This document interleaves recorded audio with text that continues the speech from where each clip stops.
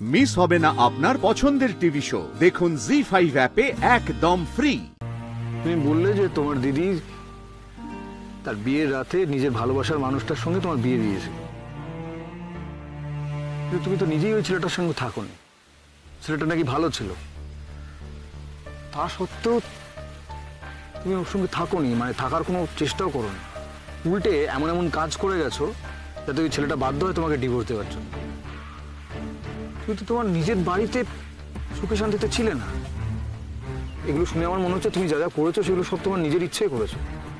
এখানে তো তোমার দিদির কোনো কিছু করার ছিলই না, তার কোনো দোষ নেই। না, শুধু তা নয়, সবাই দিদিভাইকেই ভালোবাসত।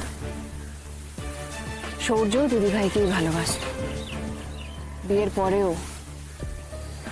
পরেও সৌর্য দিদিভাইয়ের প্রতি দুর্বল ছিল। আর আমি সৌর্যের কাছে ছিলাম দিদিভাইয়ের দেওয়া একটা উপহার, এর থেকে বেশি কিছু না, যেটা ও সারা জীবন সাজিয়ে রাখতে চেয়েছিল। আর অনির্বাণদা দিদিভাইকে খুব ভালোবাসে, নিজের সবটা জুড়ে ভালোবাসে। কেন বলুন তো? সবাই দিদিভাইকে কেন ভালোবাসবে?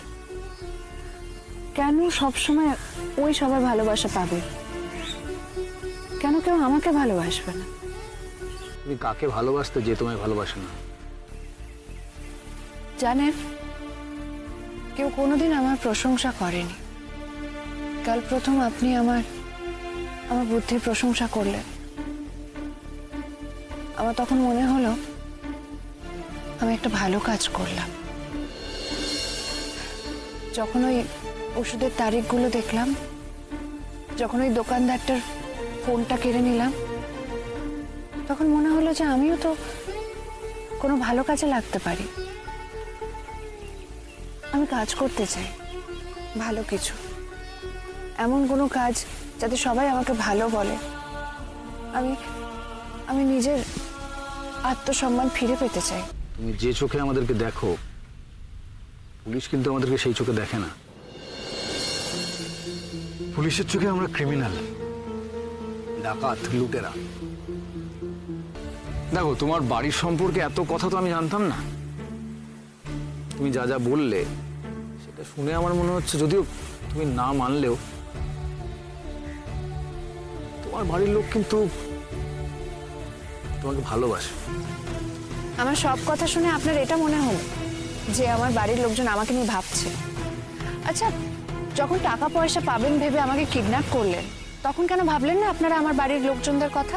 আমরা যখন কাউকে কিডন্যাপ করি তখন তাদের ব্যাকগ্রাউন্ড চেক করি। সেদিনকে সোনার দোকানে তোমার সঙ্গে অতগুলো গয়না দেখে মনে হয়েছিল তুমি খুব বড় লোকের মেয়ে, সেই জন্যই তোমাকে কিডন্যাপ করেছিলাম। আচ্ছা, এত কৈফিয়ত কেন দিচ্ছি বলো তুমি? তোমাকে আমি যেটা বলেছি সেটা ফাইনাল। তোমাকে আমি বাড়িতে ফেরত দিয়ে আসবো। আজ রাতেই আমরা গাড়িতে বেরোবো। আমাদের সেফটির জন্য তোমার চোখ বাঁধা থাকবে। কলকাতার কাছে কোনো বাস স্টপে ছেড়ে দিয়ে আসবে তোমাকে, তুমি বাড়ি চলে যাবে। তাহলে এটা জেনে রাখুন,